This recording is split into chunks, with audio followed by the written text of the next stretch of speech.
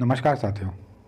आज हम राजस्थान के लोक संत का पाठ नंबर 2 पढ़ने वाले हैं, जिसके अंदर आज हम लाल दास जी, संत चरणदास जी, संत रामचरण जी और मीराबाई के बारे में प्रमुख रूप से पढ़ने वाले हैं। तो आइए आज की वीडियो हम शुरू करते हैं। सबसे पहले देखते हैं संत लाल दास जी के बारे में। संत लाल दास जी के द्वारा कौन सा संप्रदाय चलाया गया? तो लालदासी संप्रदाय। इनका जन्म कहाँ हुआ? तो इनका जन्म हुआ था धौलीधूब अलवर में। यहाँ आपको ये चीज़ ध्यान रखनी है कि पिछली जो परीक्षा हुई थी वहाँ पे प्रश्न पूछा गया था कि निम्न में से किन संतों का संबंध अलवर जिले से है। तो यहाँ पर आपको देखना है संत लाल दास जी और चरणदास जी का संबंध कहाँ से है? अलवर से है। तो संत लाल दास जी का जन्म हुआ था धौलीधूब अलवर में। अब ये किस जाति से संबंधित थे? तो यह हमारे मैव जाति से संबंधित थे। और इनके गुरु का नाम क्या था? तो इनके गुरु का नाम था गद्दन चिश्ती। संत लाल दास जी के गुरु का नाम था गद्दन चिश्ती। आगे देखते हैं, लाल दास जी से दारा शिकोह मिलने आया था। लाल दास जी से मुगल बादशाह कौन आया था? दारा शिकोह इनसे मिलने या आशीर्वाद लेने आया था। और लाल दास जी की प्रधान पीठ है नगला जहाज भरतपुर में। कहाँ पर है? नगला जहाज भरतपुर में, जहाँ पर इनकी मृत्यु हुई थी। और इनका जो समाधि स्थल है वह है शेरपुर अलवर में। अर्थात लाल दास जी का जन्म कहाँ हुआ? अलवर में। और लाल दास जी की मृत्यु भी हुई थी अलवर में। और इनकी प्रधान पीठ कहाँ है? नगला जहाज भरतपुर में। और प्रधान पीठ से ध्यान रखना है कि नगला जहाज भरतपुर में ही देव बाबा की भी प्रधान पीठ है। किसकी? देव बाबा की भी प्रधान पीठ कहाँ है? नगला जहाज भरतपुर में। आगे देखते हैं, इसमें लालदासी संप्रदाय में शिष्यों को दीक्षित करने के लिए उनके मुंह को काला करके और गधे पर उल्टा बिठाकर बाजार में घुमाया जाता है।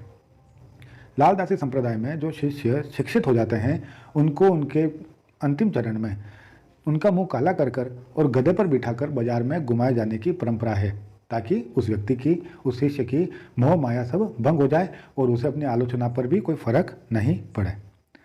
आगे है इसमें कि लालदास जी संप्रदाय के जो उपदेश हैं वह किसमें संग्रहित हैं? तो वह है आपके बानी में संग्रहित है।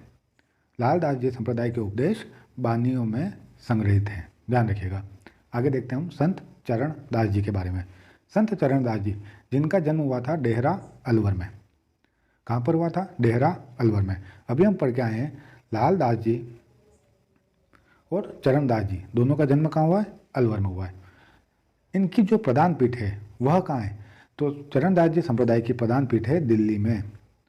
आपको यहाँ पर ध्यान रखना है कि संत चरणदास जी की प्रधान पीठ कहाँ है? दिल्ली में। अगर याद करने की ट्रिक चाहिए तो आप सोचिए कि जिनको भी अगर चरण छूने हम कहाँ जाते हैं, जितने हमारे नेता राजनेता होते हैं वो सब दिल्ली में बैठते हैं, तो आप उनके चरण छूने जाएंगे दिल्ली में। नेक्स्ट इसमें कि चरणदासी संप्रदाय के जो भक्त होते हैं वो 42 नियमों की पालना करते हैं। कितने नियम? 42 नियम। हमने पहले पढ़ा हुआ है बिश्नोई संप्रदाय के लोग 29 नियमों की पालना करते हैं। कितने नियम? 29 नियम की। जसनाथी लोग जो अग्नि नृत्य करते हैं वो 36 नियमों की पालना करते हैं, जबकि चरणदास जी संप्रदाय के जो लोग होते हैं वह 42 नियमों की पालना करते हैं। आगे कुछ इनके बारे में इंपॉर्टेंट चीज़ है, जैसे चरणदास जी ने नादिर शाह के आक्रमण की भविष्यवाणी की थी। एग्जाम की दृष्टि से ये इंपॉर्टेंट है कि किस लोक संत ने नादिर शाह के आक्रमण की भविष्यवाणी की थी? तो चरणदास जी ने। और नादिर शाह ने जब भारत पर आक्रमण किया, उन्होंने दिल्ली को लूटा और यहाँ से वो मयूर सिंहासन जिस पर कोहिनूर हीरा लगा हुआ था उसे ले गया। मयूर सिंहासन का दूसरा नाम क्या है? तख्त ए ताउस, याद रखिएगा। और यह दिल्ली को लूटकर और मयूर सिंहासन में से कोहिनूर हीरा निकाल कर ले गया। आगे इंपॉर्टेंट चीज़ आती है कि चरणदास जी संप्रदाय की शिष्या कौन कौन है? तो एक है आपके दयाबाई और एक है सहजोबाई। एग्जाम में प्रश्न पूछा जाता है दयाबाई और सहजोबाई का संबंध किस संप्रदाय से है? तो वह है चरणदास जी संप्रदाय या चरणदासी संप्रदाय से। दयाबाई ने कौन कौन से ग्रंथ लिखे? तो दयाबाई ने लिखे थे दयाबोध, जो आपको नाम से ही पता चल जाएगा। विनय मल्लिका इंपॉर्टेंट है। विनय मल्लिका ग्रंथ किसके द्वारा लिखा गया है? तो दयाबाई। और सहजोबाई के द्वारा लिखा गया है सहज प्रकाश, जो ओबियस है, आपको याद हो जाएगा नाम से ही। आगे देखते हैं संत रामचरण जी के बारे में। मोस्ट इंपॉर्टेंट चीज़ है ये, संत रामचरण जी। इनका जन्म कहाँ हुआ? तो इनका जन्म हुआ सोढ़ाग्राम जयपुर में। कहाँ पर हुआ? सोढ़ाग्राम जयपुर में। और इनके बचपन का नाम था राम किशन। रामचरण जी इन्होंने किस संप्रदाय की स्थापना की थी? तो उस संप्रदाय का नाम है राम स्नेही संप्रदाय। उसकी स्थापना इनके द्वारा की गई थी। तो रामचरण जी का बचपन का नाम था रामकिशन जी और इनका जन्म हुआ था सोढ़ाग्राम जयपुर में। अब आपसे अगर ये पूछे कि राम स्नेही संप्रदाय की प्रधान पीठ कहाँ है, तो राम स्नेही संप्रदाय की प्रधान पीठ है शाहपुरा भीलवाड़ा में। कहाँ पर? शाहपुरा भीलवाड़ा में। और एक और चीज़ ध्यान रखिएगा कि शाहपुरा भीलवाड़ा में ही फूल डोल महोत्सव भी मनाया जाता है। मतलब राम स्नेह संप्रदाय के लोगों के द्वारा फूलडोल महोत्सव मनाया जाता है। और कहाँ पर मनाया जाता है? शाहपुरा भीलवाड़ा में। इनकी अन्य पीठ भी हैं जिनके अन्य प्रवर्तक हैं। जैसे अभी हमने पढ़ा, शाहपुरा जो भीलवाड़ा में है उसके प्रवर्तक थे रामचरण जी, जिनके बचपन का नाम था राम किशन जी। फिर रेण जो शाखा थी उसके प्रवर्तक है दरियाव जी। रेण शाखा के प्रवर्तक कौन है? दरियाव जी। नेक्स्ट आता है सिंहथल शाखा। सिंहथल कहाँ पर है? बीकानेर में। उनके प्रवर्तक जो थे वो हरिराम दास जी। और खेड़ापा जोधपुर शाखा के प्रवर्तक थे रामदास जी। ठीक है ना। आपको 4 चीज़ों का याद रखना है। शाहपुरा प्रमुख प्रधान पीठ किसने किया था? रामकिशन जी के द्वारा, जिनका दूसरा नाम है रामचरण जी। कहाँ पर है? भीलवाड़ा में। रेण शाखा नागौर में और इनके प्रवर्तक थे दरियाव जी। अब सिंहथल शाखा, सिंहथल कहाँ है? बीकानेर में। तो इनके प्रवर्तक कौन थे? तो हमने देखा है सी और ह सिंहथल में। अब आप इसको उल्टा कर दीजिए, ह और री, मतलब हरि रामदास जी। मतलब सिंहथल शाखा के प्रवर्तक थे हरिराम दास जी। आप सिंह को उल्टा कर दीजिए, आपको आंसर मिल जाएगा। और खेड़ापा में कौन थे? तो खेड़ापा शाखा के प्रवर्तक थे रामदास जी। आगे देखते हैं कुछ इंपॉर्टेंट फैक्ट, जैसे निरंजनी संप्रदाय किसके द्वारा चलाया गया? तो निरंजनी संप्रदाय चलाया गया था संत हरिदास जी के द्वारा। निरंजनी संप्रदाय किसके द्वारा चलाया गया? तो संत हरिदास जी के द्वारा, जिसे राजस्थान का वाल्मीकि भी कहा जाता है। क्या कहा जाता है? राजस्थान का वाल्मीकि, क्योंकि पहले ये डाकू थे और बाद में ये संत बन गए। तो निरंजनी संप्रदाय हरिदास जी, राजस्थान के वाल्मीकि, ये पहले डाकू थे और बाद में जाकर संत बन गए। अगला देखते हैं, वागड़ की मीरा किसे कहते हैं? तो वागड़ की मीरा कहलाती है गौरी बाई। वागड़ की मीरा, वागड़ प्रदेश कौन सा है आपका? बांसवाड़ा और डूंगरपुर का। तो वहाँ की मीरा कहलाती है गौरी बाई। राजस्थान की दूसरी मीरा कहलाती है संत राणा बाई। दूसरी मीरा कौन कहलाती है? संत राणा बाई। आगे हम अगले संत की बात करते हैं, तो संत माव जी। किसकी बात करेंगे? संत माव जी। और इन्होंने कौन सा संप्रदाय चलाया? इन्होंने चलाया था निष्कलंक संप्रदाय। इन्होंने चलाया था निष्कलंक संप्रदाय। और इन्हें भगवान श्री कृष्ण का निष्कलंक अवतार भी कहा जाता है। इन्होंने बेणेश्वर धाम को लोकप्रिय बनाया था। बेणेश्वर धाम कहाँ पे है? तो बेणेश्वर धाम है आपके डूंगरपुर में। याद रखिएगा, बेणेश्वर धाम कहाँ पर है? तो वह है आपके डूंगरपुर में। एकमात्र ऐसा स्थल है राजस्थान में जहाँ पर खंडित शिवलिंग की पूजा की जाती है। कहाँ पर? बेणेश्वर धाम डूंगरपुर में। और यहाँ पर मेला कब बढ़ता है? तो यहाँ पर मेला बढ़ता है माघ पूर्णिमा को।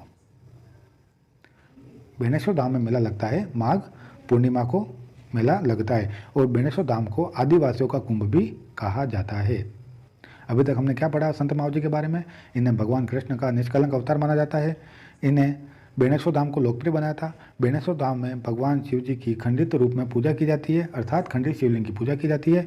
बेणेश्वर धाम का मेला लगता है माघ पूर्णिमा को और इसे आदिवासियों का कुंभ भी कहा जाता है। ठीक है। अब इनका संबंध है आपके डूंगरपुर से। तो इनके जो अपने उपदेश हैं वो वागड़ी भाषा में दिए, क्योंकि वहाँ पर वागड़ी भाषा बोली जाती है। और जो इनके उपदेश है उन्हें क्या कहा जाता है? उन्हें कहा जाता है चोपड़ा। आगे देखते हैं मीराबाई के बारे में। मीराबाई, जिन्हें राजस्थान की राधा कहा जाता है, इनका जन्म कहाँ हुआ? कुर्की गांव पाली में। इनका जन्म कहाँ हुआ मीराबाई का? तो इनका जन्म हुआ था कुर्की गांव पाली में। पिता का नाम रतन सिंह, पति का नाम भोजराज। भोजराज कौन थे? तो ये राणा सांगा के ज्येष्ठ पुत्र थे और विवाह के कुछ समय बाद ही इनका निधन हो गया था। तब ऐसी स्थिति में मीराबाई ने भगवान श्री कृष्ण की आराधना में अपना संपूर्ण जीवन व्यतीत किया था। और इन्होंने अपना अंतिम समय कहाँ पर बिताया था? तो द्वारका में बिताया था। और ऐसा कहा जाता है कि भगवान श्री कृष्ण की भक्ति में लीन रहते हुए यह उस मूर्ति में ही क्या हो गई थी? विलीन हो गई थी, है ना। अब आगे की अगर मैं देखा जाए तो यहाँ पे बात की जा सकती है इनको तकलीफ किसने दी, किन्होंने इनको जहर यातनाएं दी गई। तो वो चीज़ परीक्षा की दृष्टि से इंपॉर्टेंट नहीं है, इसलिए उन पर बात नहीं की जा रही है। यहाँ पर केवल परीक्षा की दृष्टि से जो प्रश्न पूछे जाते हैं उन्हीं के बारे में बताया जा रहा है। जैसे इनका जन्म कहाँ हुआ? कुर्की गांव पाली में, प्रश्न आया हुआ है। इनके पिता का नाम रतन सिंह, प्रश्न आया हुआ है। पति भोजराज, प्रश्न आया हुआ है। भोजराज किसके पुत्र थे? राणा सांगा के थे, यह भी प्रश्न में आया हुआ है। और अंतिम समय कहाँ पर बिताया? द्वारका में, और यह भी प्रश्न पूछा जा चुका है। तो केवल परीक्षा की दृष्टि से ही इंपॉर्टेंट चीज़ें बताई जा रही है। अगला देखते हैं कि मीराबाई के द्वारा दास दासी संप्रदाय चलाया गया। इंपॉर्टेंट फैक्ट, मीराबाई के द्वारा दास दासी संप्रदाय चलाया गया। और मीराबाई की जो पदावलियाँ थी वह प्रसिद्ध थी। मीराबाई जो अपनी रचनाएं करती थी उन्हें पदावलियाँ कहा जाता था और वह प्रसिद्ध थी। आज का अंतिम देखते हैं, निम्बार्क संप्रदाय। कौन सा संप्रदाय? निम्बार्क संप्रदाय, जिन्हें द्वैतवाद भी कहा जाता है, जिन्हें सनक संप्रदाय भी कहा जाता है, जिन्हें हंस संप्रदाय भी कहा जाता है। क्या क्या कहा जाता है निम्बार्क संप्रदाय को? द्वैतवाद, सनक संप्रदाय, हंस संप्रदाय और ऐसा संप्रदाय जिसमें माता राधा को भगवान श्री कृष्ण की पत्नी के रूप में पूजा जाता है। और निम्बार्क संप्रदाय की स्थापना किसके द्वारा की गई थी? तो आचार्य परशुराम के द्वारा। निम्बार्क संप्रदाय की जो स्थापना की गई थी आचार्य परशुराम के द्वारा। और निम्बार्क संप्रदाय की प्रधान पीठ कहाँ पर है? तो सलेमाबाद अजमेर में। इंपॉर्टेंट है, याद करिएगा। निम्बार्क संप्रदाय की प्रधान पीठ है आपके सलेमाबाद अजमेर में। तो यहाँ पर हमने केवल फैक्ट से रिलेटेड बात की है। अगली जो आपको वीडियो मिलेगी जिसमें मैं कोशिश करूँगा कि आपको इसका MCQ ला के दूँ और वहाँ पर इसके अलावा जो भी इंपॉर्टेंट प्रश्न बनते हैं वो आपको मिलेंगे। ठीक है दोस्तों, धन्यवाद, मिलते हैं अगली वीडियो में।